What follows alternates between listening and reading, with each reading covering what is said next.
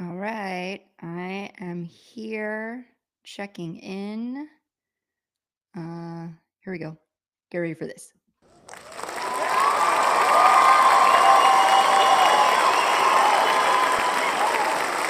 Yes. Thank you so much. Oh God, it's so loud. How do I mute this?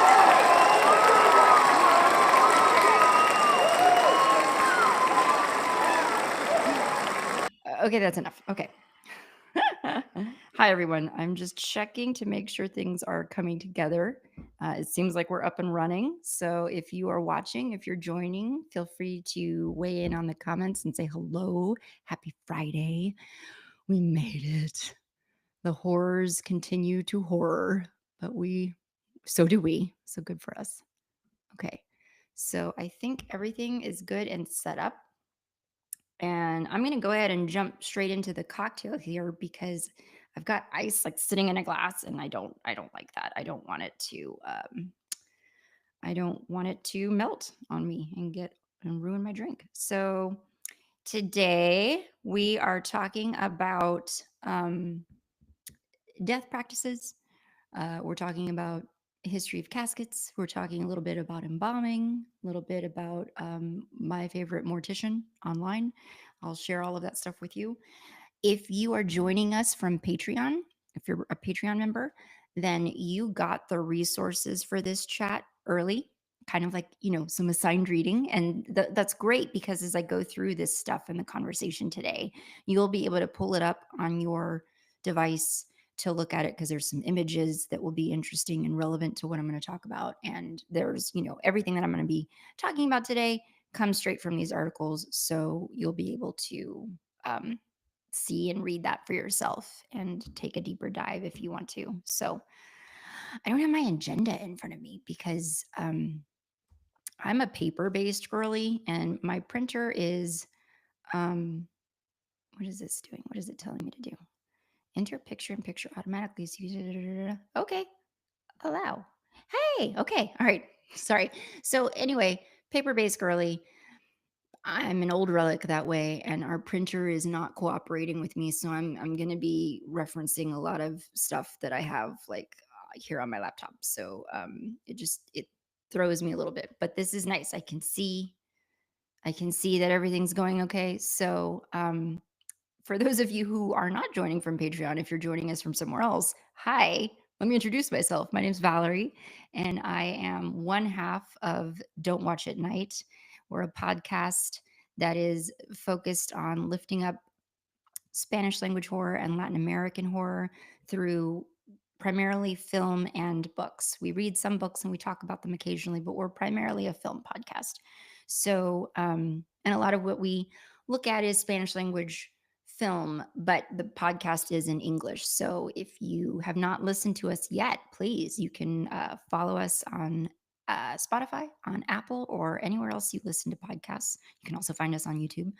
So, which is probably how you're watching us right now.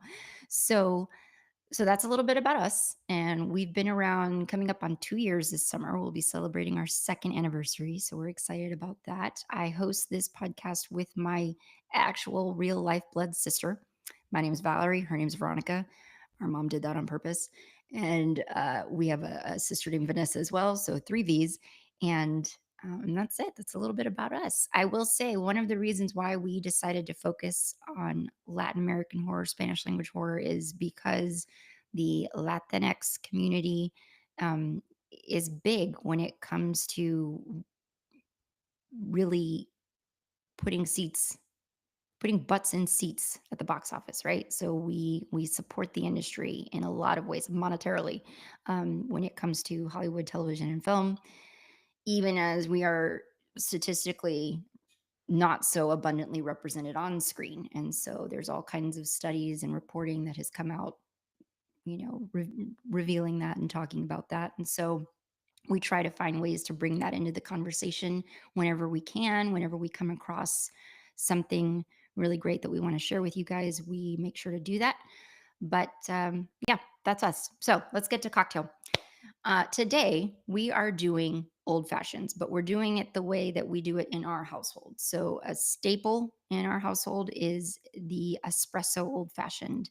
Um, anytime, if we might make this on a Friday. If it's not this, then it might be something called the Fitzgerald, which I can't remember if I've made that on this show or not, but it's a classic too. So how this came to be was that there was a place here, Austin area where I'm located, called Vox a couple years ago. They have since left us. Very sad. But my spouse and I would go there periodically, and they had a drink there called Tom Selleck's Mustache. That was the name of the cocktail. And um, as best as we could piece together, it was essentially this. It was an espresso old fashioned. They would use a smoke infused whiskey. And we've tried that a number of times. Never really got the knack for how to properly smoke a cocktail. If you are somebody who is well versed in that, please share your tips and tricks because we're always looking for ways to get better at that. But yeah, they would do wi- smoke infused whiskey, some sort of a coffee liqueur, which I could never figure out what it was, and therefore I could never source it. And then, all the regular trappings of an old fashioned. So, what we do here in our household, you can do this with a coffee liqueur. And if you certainly want to boost your drink a little bit, that's what you would do. What we do is hold on, 2 ounces of bourbon, and we typically go for Four Roses. Elijah Craig is also a really good bourbon for specifically for mixing cocktails. It's not going to break the bank. You're not going to be sad that you're putting your super nice whiskey into a mixed drink. So that's a good staple. But this is Four Roses. I've also already beforehand added my Angostura bitters and some chocolate bitters. The chocolate bitters really make this drink. So I've already added that to the bourbon because um, Angostura bitters. Sorry, guys. Angostura bitters is messy, and the bitters can stain. So we don't want to do that. It's always something in creepy cocktail hour. If I'm not spilling a drink, then I'm knocking my microphone. So we also have a shot of espresso. So you could either, if you're not doing a shot of espresso, you could do a shot of coffee liqueur. But this is just straight espresso, and I'm doing half an ounce of simple syrup. Okay. So I've got the bourbon, the simple syrup, the bitters, the shot of espresso. Okay. And I'm going to put this in my shaker and shake it. I'm here in my office, and so hopefully I don't make a huge mess. Hang on.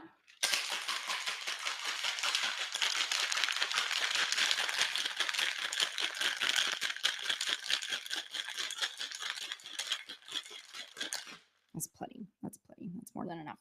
And I'm going to open this up. I have ice sitting in my glass already. I'm going to pour that right over.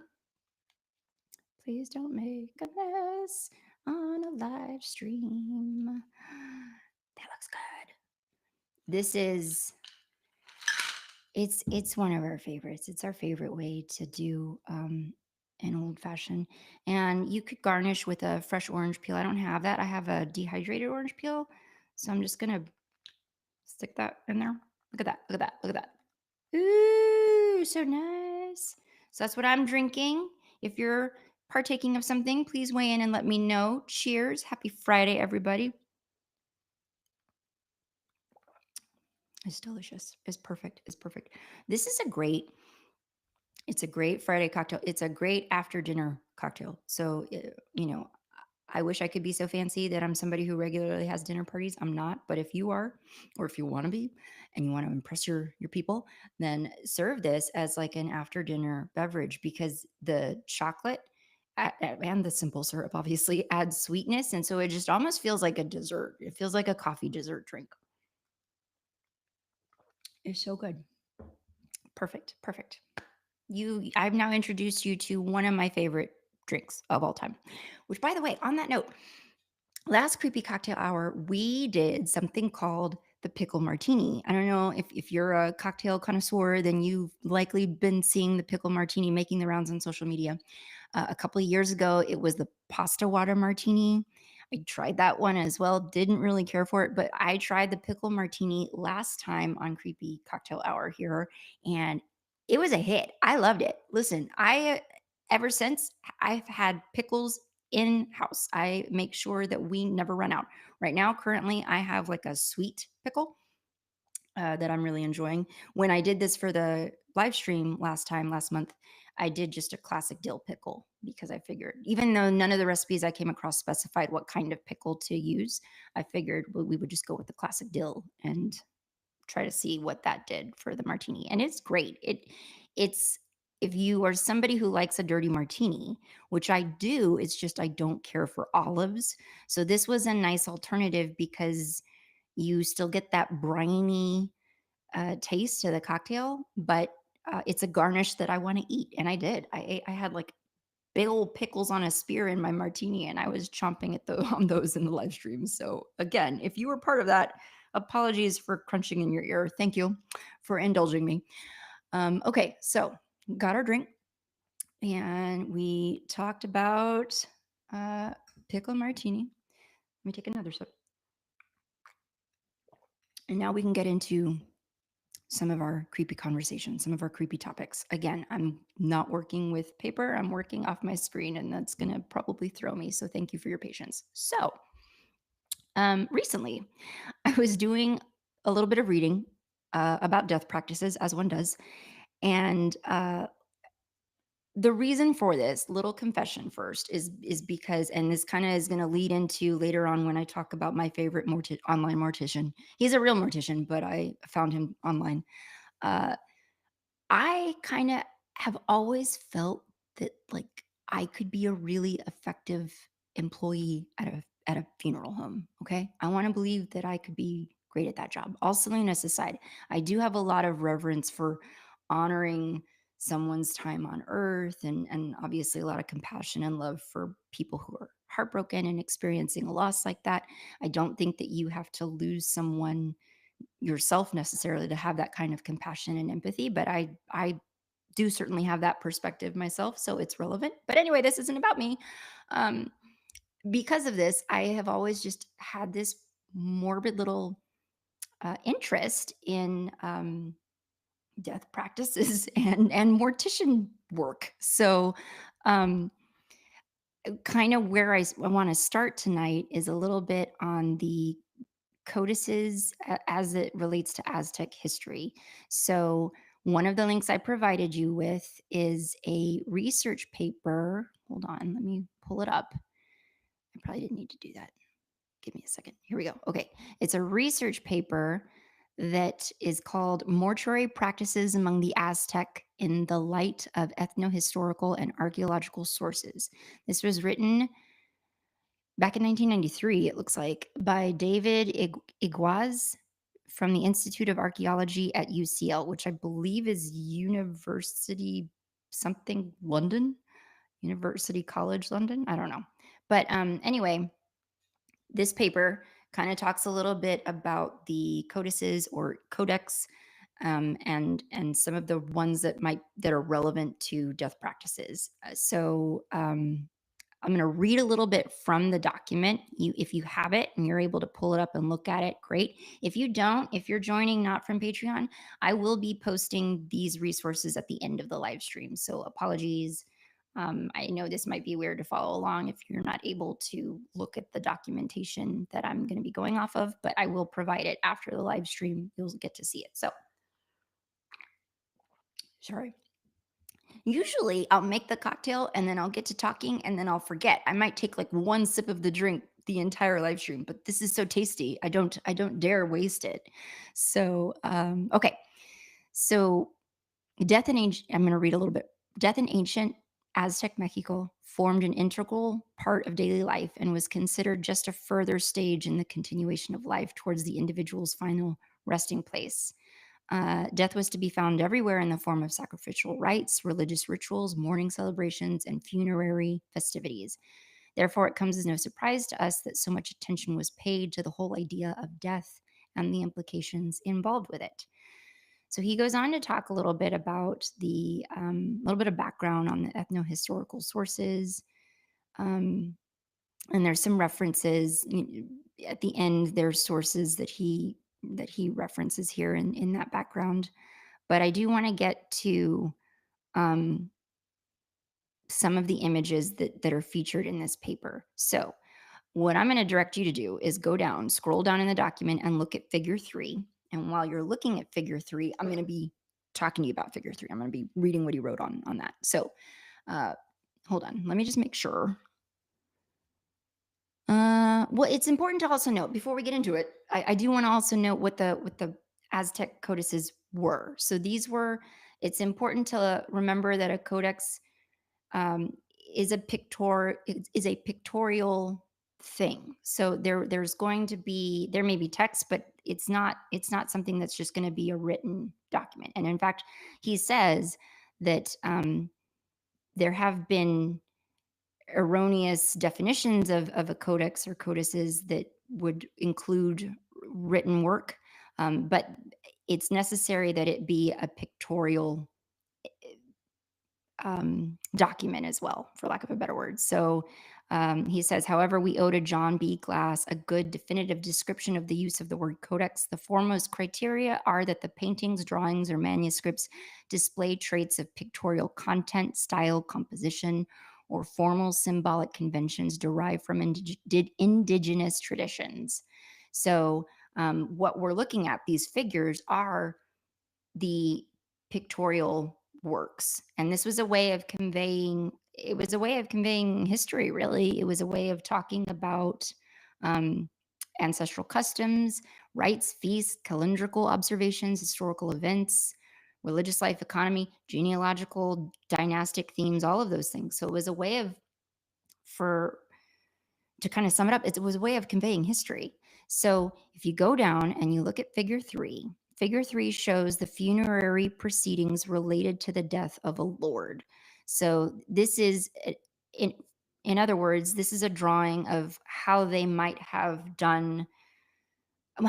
prepared a body and had a funeral for someone of that status, of that caliber, a lord. So the deceased was shrouded in a squatting position and then, depending on the cause of death, was either burned or cremated. In this case, we can see the symbol of fire on top of the funerary bundle, hinting at the imminent cremation of the deceased. In front of him is a person who is enslaved. Uh, this person would have been sacrificed by extracting his heart so he can accompany the noble lord to the other life. No, mate. Listen to this. Wives were also buried alive in order to serve their husbands in the afterlife. Wow. I just like, picture me at that time. I would be like, you know what? I loved him and I will miss him and I'm good. I'm gonna be over here, you be over there, do your thing. I'm gonna be okay. So um it's just kind of fascinating to me. So wives would also be buried alive in order to serve their husbands in the afterlife. Wild. Figure 4, go to figure 4 now, represents the mortuary ritual of a high-ranking individual, doesn't necessarily specify who.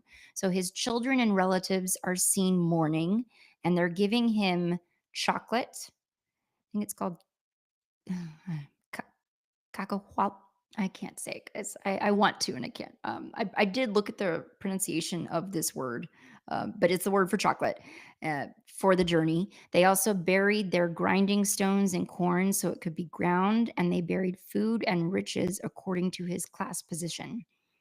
Also present in that image is a metate, or grinding stone, on top of which, if you look at that image, I looked at it earlier today, is a human arm. A human arm is lying on top of on the surface of the metate. Uh, this relates to the chronicles and other colonial sources which describe how food made out of human flesh was prepared for the deceased. On the left margin of the panel is a burial ditch where the remains of the deceased lie. The corpse is represented by a skull, and on either side are primitive spades that were used to dig the ditch. So then if you go to figure 5 represents the death of a merchant. He was cremated and his remains were buried together with his wealth. Feline skins, which I interpret to mean cat skins, were placed around him, holding everything else that he had: sandals, gold, precious stones, feathers.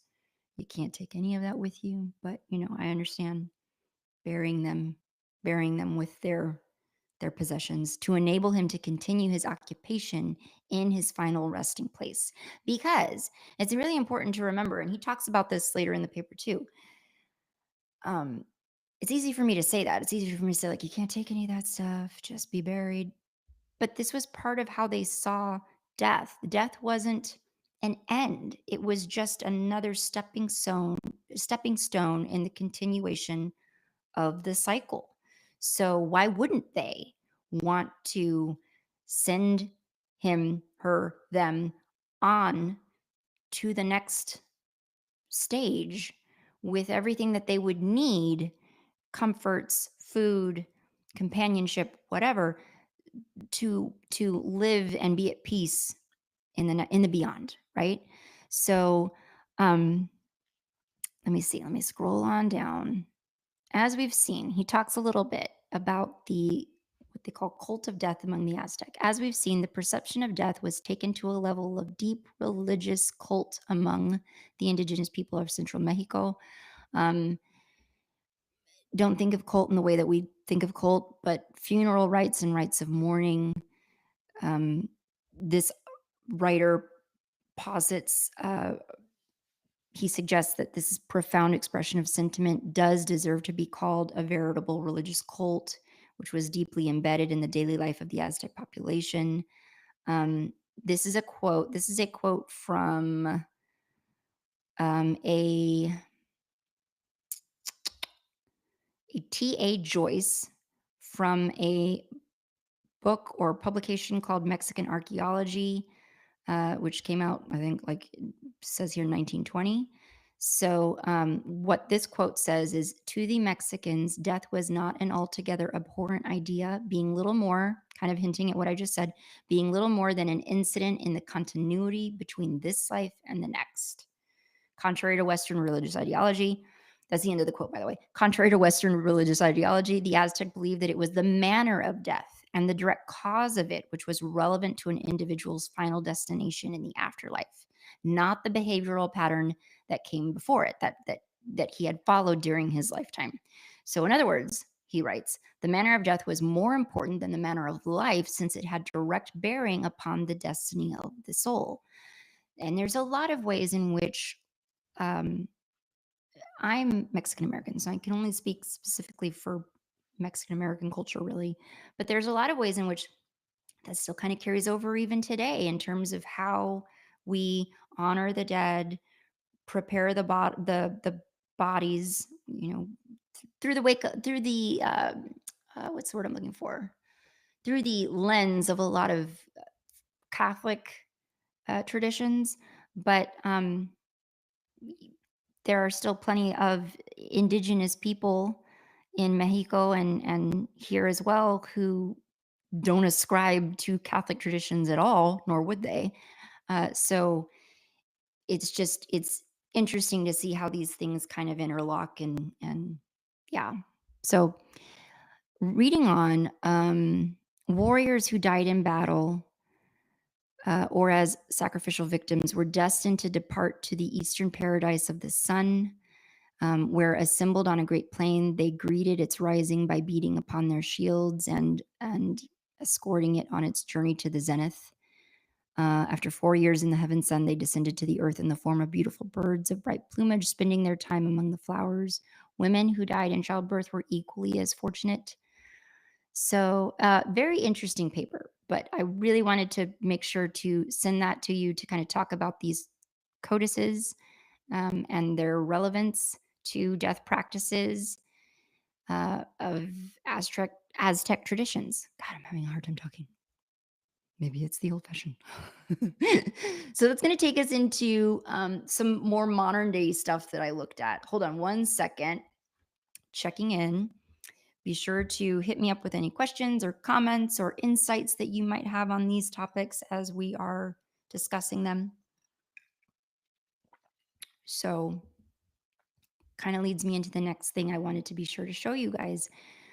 You also, if you're part of our Patreon, you received a link to an NPR article that is a beautiful photo essay all about the believers in Mexico um, who have processions and celebrations for Santa Muerte. So let's go to that link. Hold on.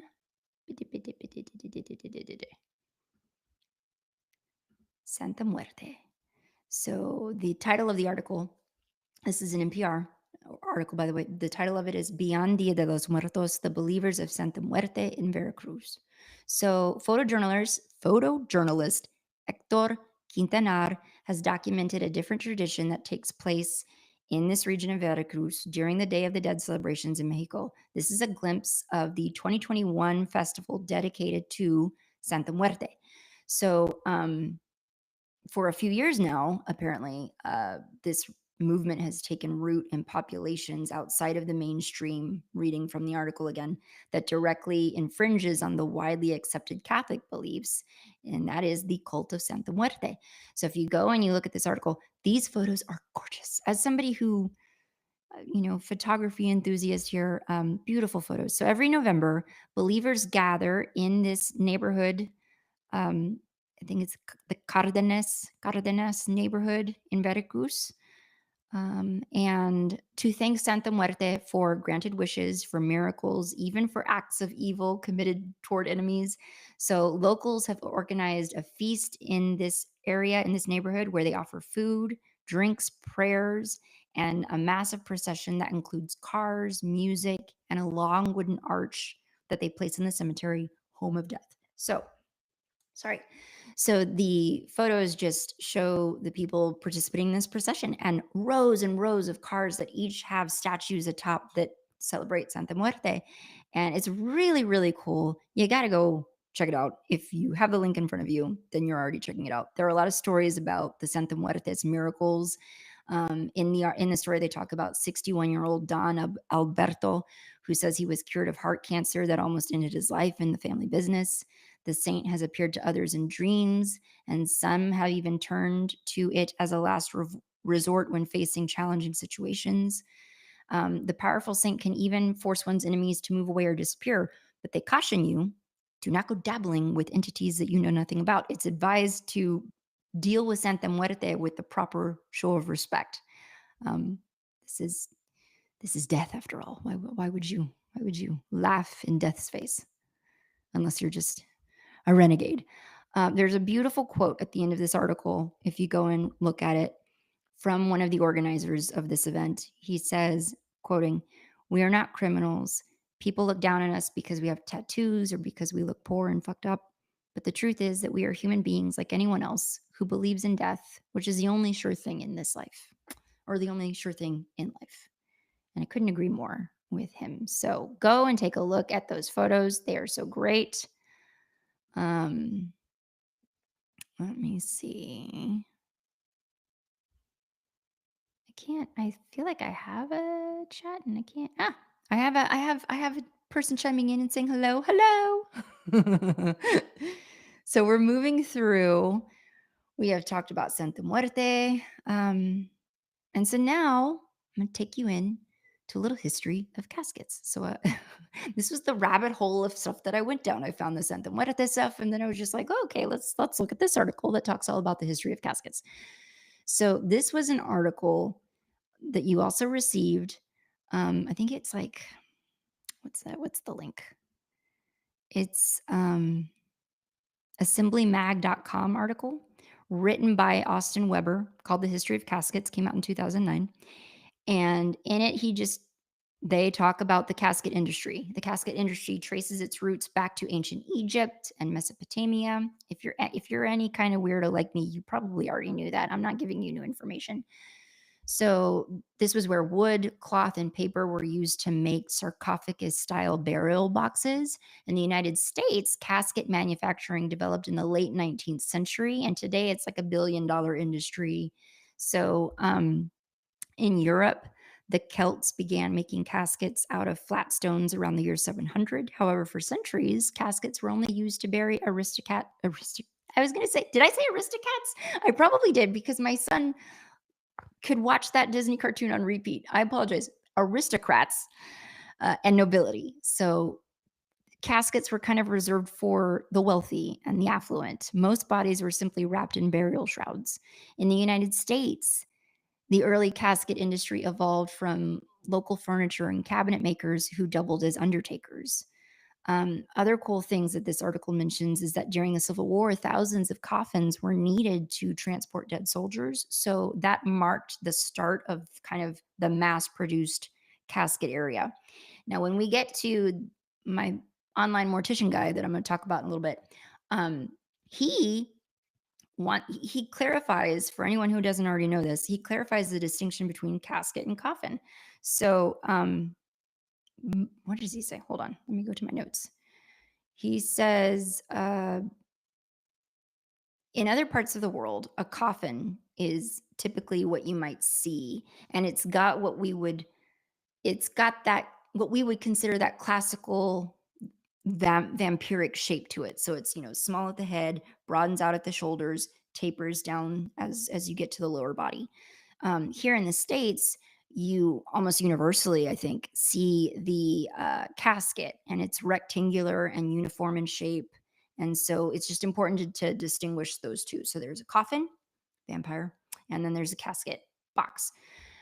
So going back to my article, where did it go? Um, Steel caskets first appeared in the late 1840s when Dr. Almond Fisk received a U.S. patent for a cast iron casket that he claimed was airtight and indestructible. The bronze finished metallic burial case featured a lid made from sheet or of glass, which allowed mourners to view the deceased. And certainly during like Victorian times, you saw a lot of instances of that, of like people who have the little window to their casket that they could look at their loved one and watch their loved one decay. Anyway, so uh, casket manufacturing, as I said, kind of developed into a distinct business in the late 19th century.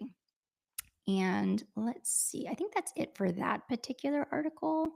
They do mention some fun stuff. So I think there's a National Museum of Funeral History in Houston that features numerous exhibits on the history of caskets, including a turn of the century casket factory and a display of fantasy coffins from Ghana, such as a car, a jet airliner, and a fish. You want to be buried in a fish? That'd be fun. Jet airliner. Earlier this year, another facility, the Museum of Funeral Customs, closed in Springfield, Illinois. This is like the article was written in 2009, so a long time ago it closed. Among numerous displays, the museum featured replicas of the caskets used by Abraham Lincoln, John F. Kennedy, and Richard Nixon. Abraham Lincoln, this will come up in a minute, Abraham Lincoln was the first president to be embalmed. So, yeah, fun article. Give that a look. There's way more history of caskets to explore, but that's kind of what I wanted to talk to you about there with that. Let me check in on how I'm doing in time. I'm doing great. Doing great. We're just plowing right through. If you have any, if you have this same weird passion that I do, please weigh in and let me know. Talk to me about it because it's nice to know that I'm not the only weirdo. And I'm not, because now we're going to talk about my favorite guy. So hold on, let me get a sip. I'm burning up. I have been, woman in my 40s here, I have been vacillating back and forth all day long between being cold and then just sweats. It's miserable. We're finally getting warmer temperatures here in Texas, which is nice. It's the growing season, it's spring. But what that has meant here is just humidity, just terrible humidity. Last week I was in El Paso region, more of a dry, actually beautiful weather because this time of year it's still plenty chilly out there in the desert, which is kind of where we were. We weren't fully in El Paso.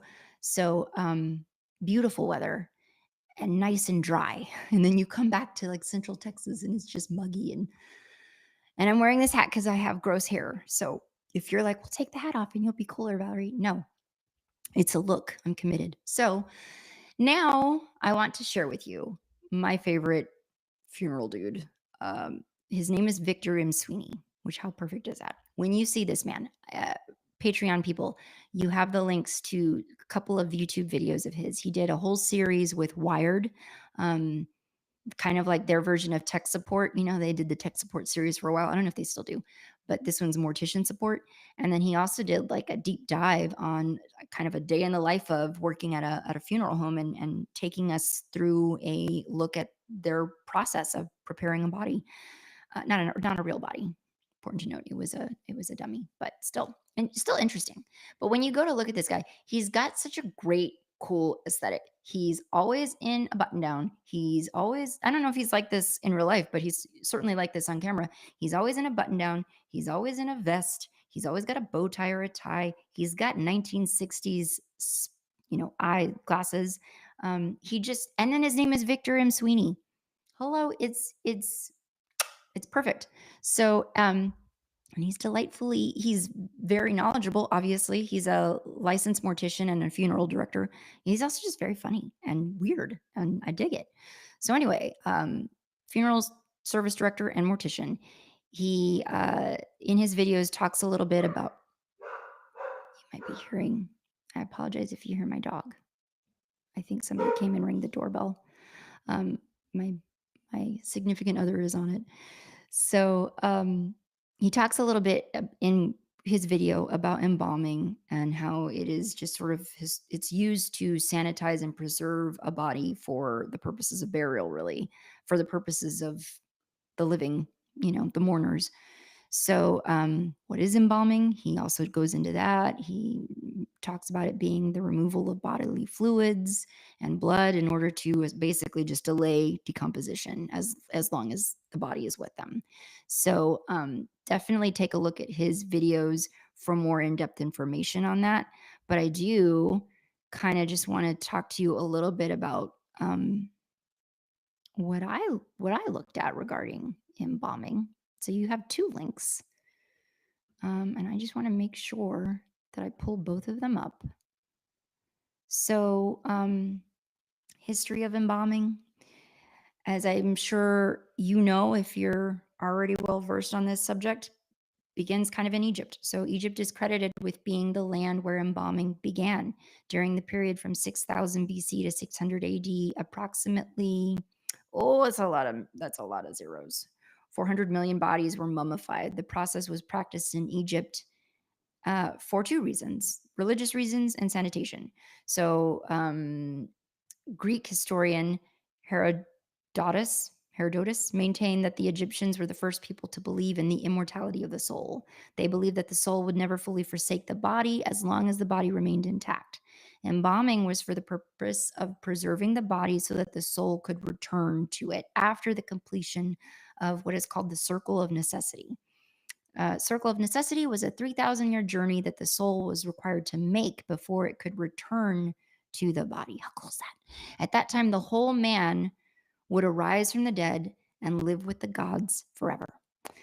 And then the other reason was sanitation. So, as we know, it- embalming was developed to provide a solution to the problem of trying to bury the dead in the Nile Valley, which would be inundated on a frequent basis. So, it was just about sanitation and trying to prevent more deaths due to unsanitary conditions. So let's talk a little bit about the embalming method. So the Egyptians practiced three methods of embalming based upon the wealth of the individual. The most expensive method was comprised of 5 steps. The cheapest would obviously have fewer steps. So here's a look at what those 5 steps would have been: removal of the brain. The skull was then repacked with resin. Evisceration. The internal organs would be removed through an abdominal incision. The organs were either washed and mixed with resins and spices and returned to the body, or they were placed in separate burial containers, jars, essentially. Step 3, immersion. The body was immersed in a kind of salt, sodium salt. The caustic action of the solution would cause the fingernails and toenails to be removed. They were placed in keeping with the belief that the body must be intact. So, immersion could last 20 to 70 days, is what it says here. Then there was dehydration. The body was cleansed, straightened, and allowed to dehydrate in the sun. And then step 5, wrapping. About 1,200 yards of bandage that was like 3 1/4 inch thick was used to wrap the body. Gum or glue held the cloth together and helped to fit around the body while it was still damp. And then the body was placed in a sarcophagus and returned to the family. So, really cool, really good stuff. There's more stuff here, but that's the end of, well, nah, I don't have time to get into all of that as much as I would love to, but cool stuff in this article. In this other one, just some interesting little facts to shout off at you. Let me just check in and see how we're doing on time. Doing great. So I always aim to get you out of here within the hour. It is creepy cocktail hour. It is not creepy cocktail hours, and it's your Friday night, and you deserve to get to it. So before you go, some interesting facts about embalming. Um, modern embalming. Before modern embalming, various preservatives were used to minimize decomposition. So they could maybe pickle the body in vinegar, wine, brandy, or other strong spirits. Honey, wax, spices were also utilized. We mentioned that with the Egyptian practices. As I already said, originated with the Egyptians around 2600 BC. Embalming is considered one of humankind's longest practiced arts. And Leonardo da Vinci produced hundreds of anatomical plates.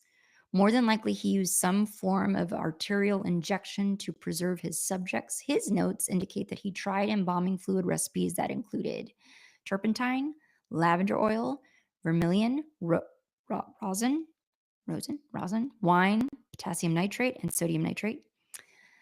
Body snatching occurred in the United States, with Baltimore serving as a kind of center for the activity, body snatching.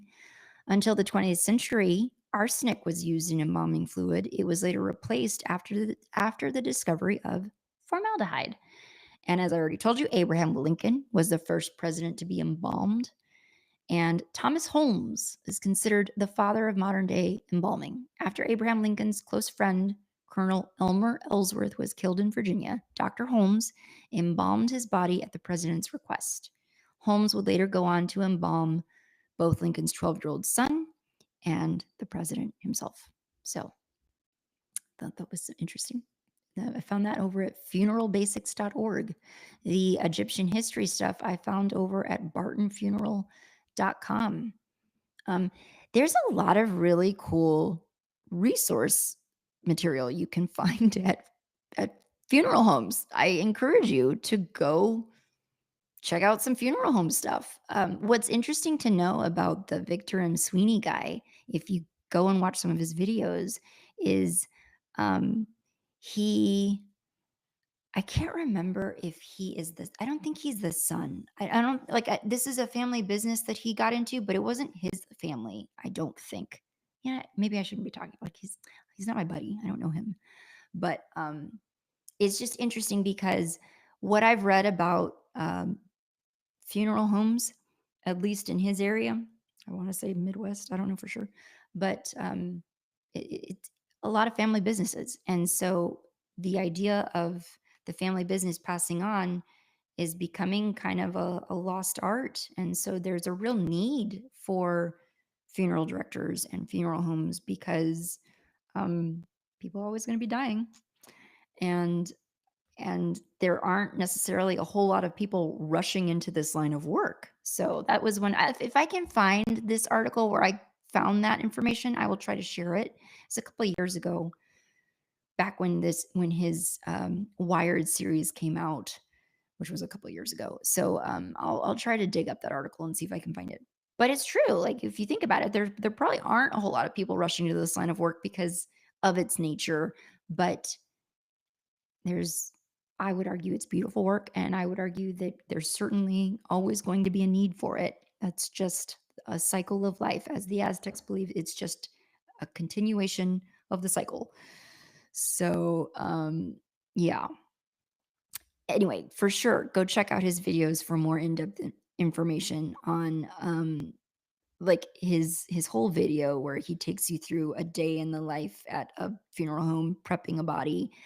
The tools that they use, the tools are so cool. I mean, I could go on and on and on, but I'm not an expert. I'm not a trained mortician, so I wouldn't know what I'm talking about. So let me take a drink. The only other thing I want to make sure to let you guys know, today's Friday. We have a new episode coming out Monday where Veronica and I are going to be talking all about 2007. I want to say it's 2007. Don't quote me on that. I could be wrong. We just did this episode, 2007's The Orphanage, El Orfanato. Sorry, guys.